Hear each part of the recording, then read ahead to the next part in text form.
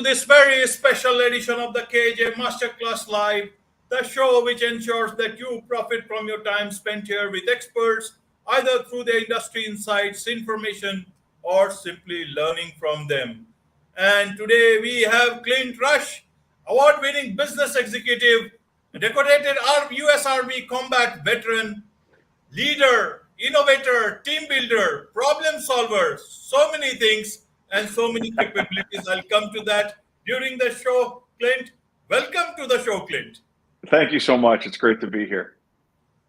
Thank you. Thank you. It's an honor to talk to you, Clint. And I'm sure a lot of people, welcome to the show. Welcome to India in this online form. And I'm sure not just in India, but a lot of people across the globe will learn from you a lot of things about leading honestly, how to create perfect teams. And we'll come to that, And just for the audience and for your understanding, this will go also on audio later on and also on blogs on Substack and Medium so that people can gain the most from such interviews. So my first question to you, Clint, is you are a leader. You have seen life as a combat veteran, also in the U.S. Army now, top business award-winning business executive. So let's talk about leaders. What does a team learn best from? Is it from the success of a leader or from the failure of a leader? I love this question. I think that a team learns the best from the failure of a leader. And that sounds really weird. But I think that success can sometimes be circumstantial, and failure is pretty universal, right? When you stub your toe, when you screw up, that's something that you're just it's going to happen, and that's a thing that is universal. And so I think if you have a leader who screws up, it's an opportunity to learn at a level that you haven't seen before, right?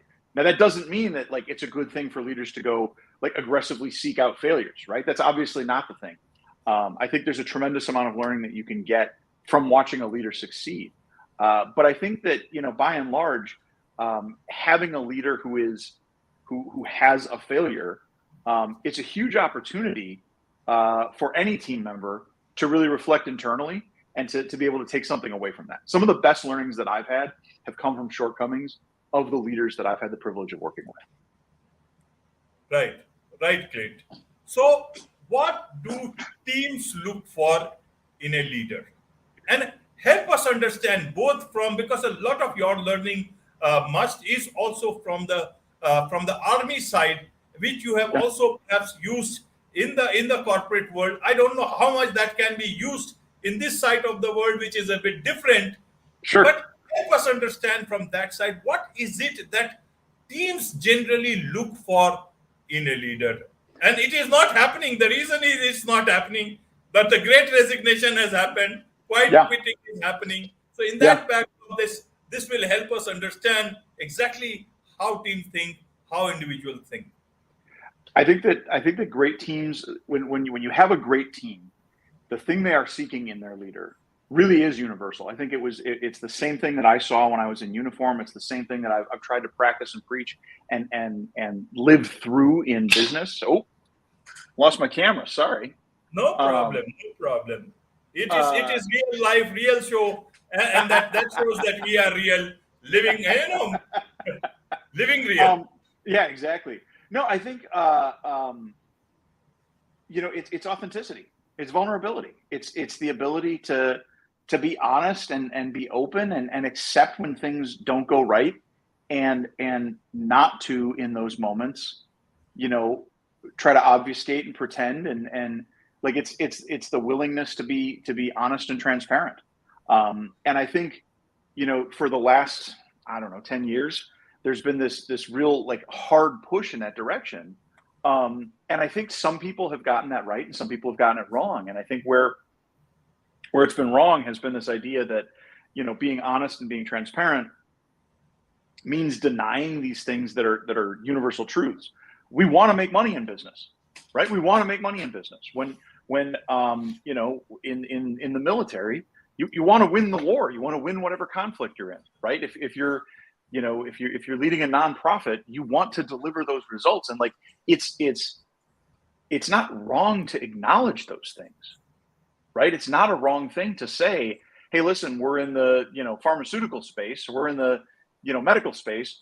We want to make a lot of money. Well, yeah, we want to make a lot of money. That's how we can take care of people better, right? It's profit is not a bad thing. And so I think to acknowledge that requires some vulnerability on the part of the leader to be able to say, I'm okay telling you something that might be a little bit uncomfortable societally right now, right? Conversely, that can't be the only thing, right? That can't be the only reason we're in business or we're doing what we're doing. It's the ability to connect with another person. It's the ability to provide something for that person that and make that person more than what they are. That's what makes great leaders. And I think that's what teams seek, right? Is a leader who has the ability to say, listen, we're going to get to this objective, but along the way, you're going to become so much better than you are. I'm going to become so much better than I am. And we're going to have a hell of a lot of fun on that journey, right? That doesn't mean it's going to be all, puppy dogs and ice cream. Like, there's going to be tough days, right? But I'm going to be honest with you, and you to be honest with me. And when we see, you mentioned the Great Resignation, I think what we're seeing there is we're seeing people who they lack candor with their leaders. They lack that confidence with their leaders, and they're saying, I can find it someplace else. Now, whether they can or they can't, that's a whole separate issue, right? But I think that the thing that the seed that causes them to look to leave is a trust and an honesty and an alignment of who we are as human beings. Right, Clint. You have led organizations and teams in a broad variety of sizes, maturity levels, functions, industries, and geography. You have built organizational cultures, recognized as the best in the US, delivered first-rate results for shareholders and partners, and invested in the career development of your team members, paying forward your good fortune as a leader. So I will come to a lot of questions about leadership on that. Yeah. And your value-focused, person-oriented, results-driven leadership style is the key to your success. And your belief in work-life integration fuels you every day. And that is why work-life balance is one of the reasons of the Great Resignation that has happened or is still going on. So we talked about, Clint, about what do team actually want from the leaders. What does leaders want from the team? And how can they differentiate themselves from anyone else and being the perfect leader of a perfect team? Yeah. How do they make themselves deserving of that team? So that is the right word, deserving. Like, kudos for using that word, deserving. So many leaders have this idea that they are entitled to a great team. You're not entitled to it. You're not entitled to squat, right? You need to go out and earn it and be deserving of those people. Those people are putting their trust in you. They're putting their family's economic well-being in your hands. Like, you got to live up to that. And that's a big bar to clear. How do they get there? What do they want from their teams? I think it's I like the phrase work-life integration much more than work-life balance. And the reason for that is I believe that when you say work-life balance, what you're saying is to get more of one, you have to have less of the other, right? They're trade-offs. And I think that's not true. I think that, we can have great home lives because of our work lives, right? And I can be a better father because I'm a better leader at work, right? I can be a better manager of my people because I'm a better dad. Like, those things can help you, grow and evolve in both. And I think what great leaders expect of their people is an equal level of commitment, right? And that doesn't mean putting the company ahead of your family. It doesn't mean putting the job ahead of your home life. You never should do that. What it means is recognizing that your team is a collection of people who depend upon each other. And when that mutual dependency has a shortcoming, right? Sometimes it's the leader, sometimes it's the led, right? And it's both, right? But when that shortcoming exists, you have to fix it. The leader has a responsibility to say to their employee, right, or their team member, look, this isn't working. We've got to get better at it, right? And that's okay.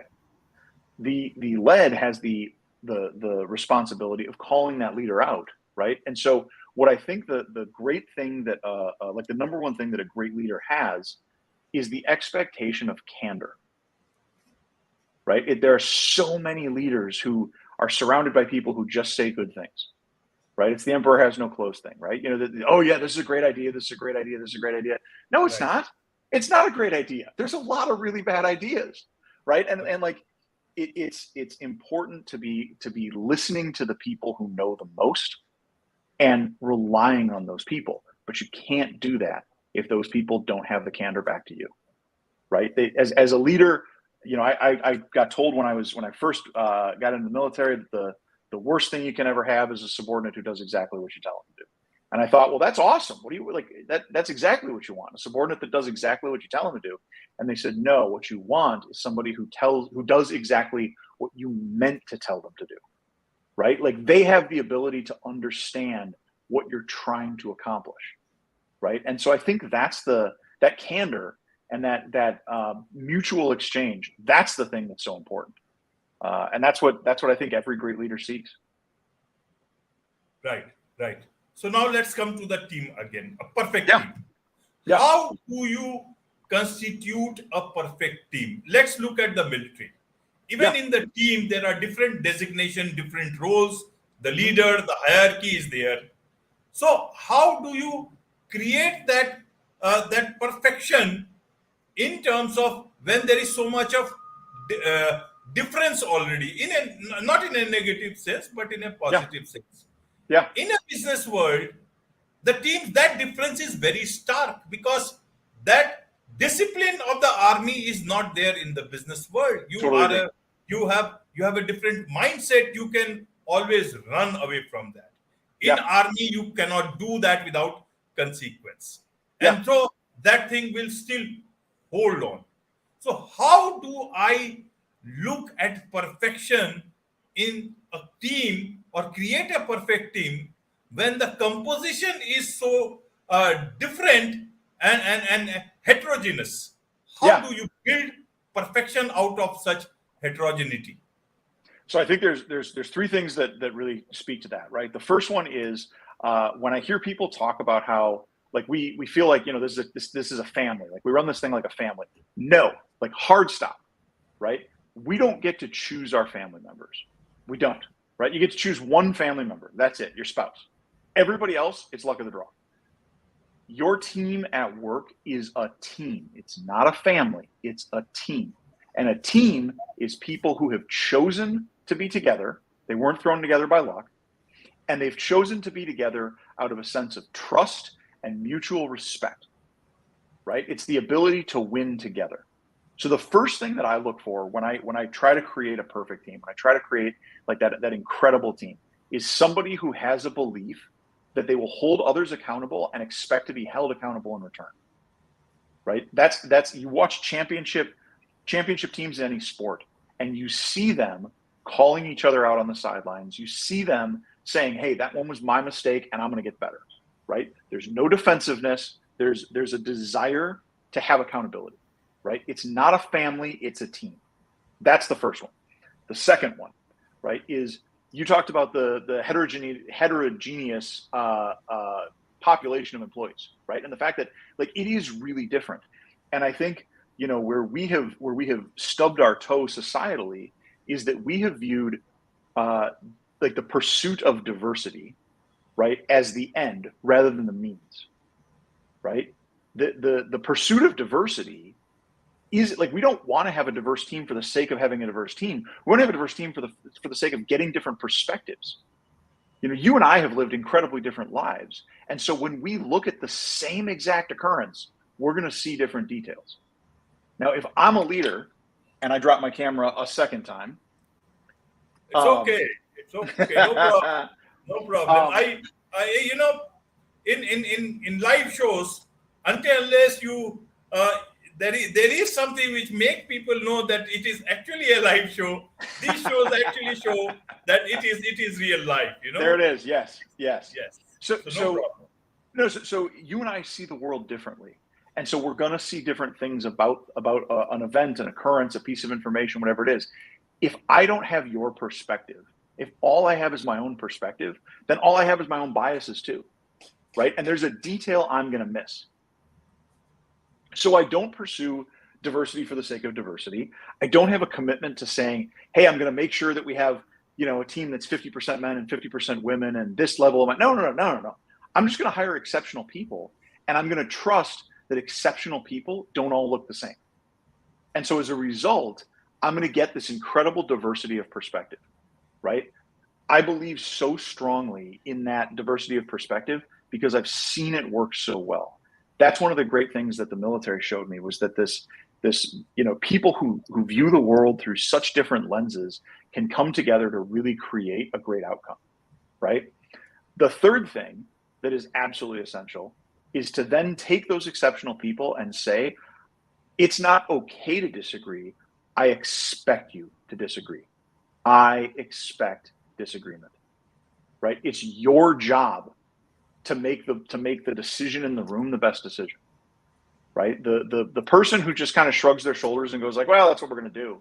No, that person has no place on the team, right? And back to my first point, we have to be comfortable calling that person out. The person who sits in the meeting and doesn't say anything for the entire meeting, that person needs to get called out. And ideally, that person gets called out by the team, not by the leader. Because what that says is, I'm not here for the right reasons. I'm just punching a clock, right? I'm not part of the team. And I think that creation of non-hierarchical teams, right? The idea that we're not, it's not a question of, I'm in charge, you're in charge. That doesn't matter. What matters is that the decision in the room is the right decision, right? And I expect disagreement, right? That doesn't mean disrespect. That doesn't mean discord. That means disagreement. I learned that from a guy that I served under in the military who was exceptional at building that. And I saw how powerful it was. And I saw the incredible value that we were able to create for our guys, but also for the people that we were, serving on behalf of. And I thought, okay, I'm stealing that, like that desire for like a team, not a hierarchy, and that desire for like incredibly positive disagreement. I'm taking both of those and I'm putting that into my style. And it's been very successful for me, and I've really appreciated the opportunity to continue to use it. But I think that you have to have that. If you don't have great, capable people who are committed to one another and are willing to disagree, you're just not going to have a good team. It's that simple. Absolutely, absolutely. And so now let's come to the leading honestly part. What is this honesty here about when you are leading a team? How do you lead honestly? Yeah. I think that the way to lead honestly, I think that the key to leading honestly is thinking long term. I heard an expression once that the truth always finds the light. And I think it's true. If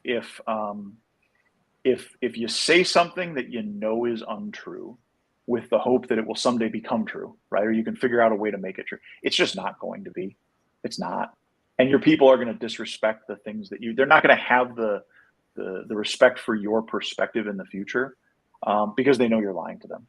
So I think that the answer is be really transparent. I had a friend of mine. He sends out he runs a business that coaches and develops leaders, and he sent something out to a group of us yesterday or the day before that said that publishing the numbers about your business and being transparent about your business, it's kind of like publishing your underwear size, right? Like you got to be pretty self-confident to be able to say, here you go, right? And I think he's onto something there, right? But I think that comes back to, look, I'm committed to you, you're committed to me, and the only way we're going to get better is if we're honest with each other and we just accept this is the truth, right? Sometimes that truth is good, sometimes that truth is bad, but if we can't solve the actual problems in the business because we're too busy saying like, well, my ego doesn't let me talk about this, or I expect you to just bow to whatever I'm saying, like those things, what are we doing here? What's the point?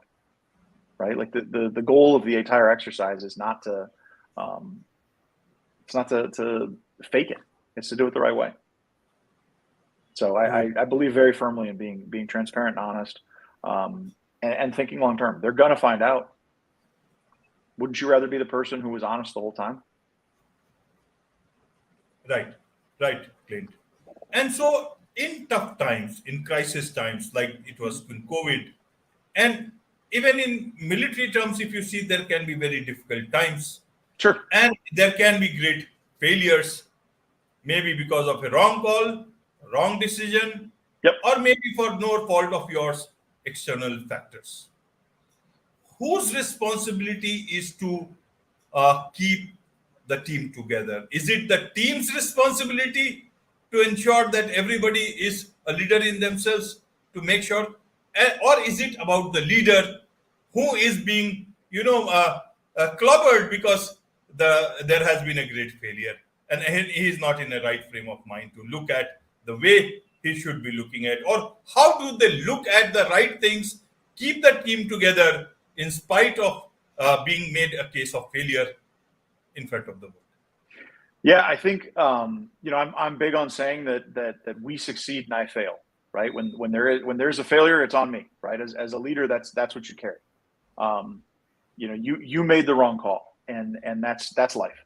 The other side of that is I'm very candid with my team. I'm gonna make wrong calls. Right? I'm gonna screw up. It's gonna happen. By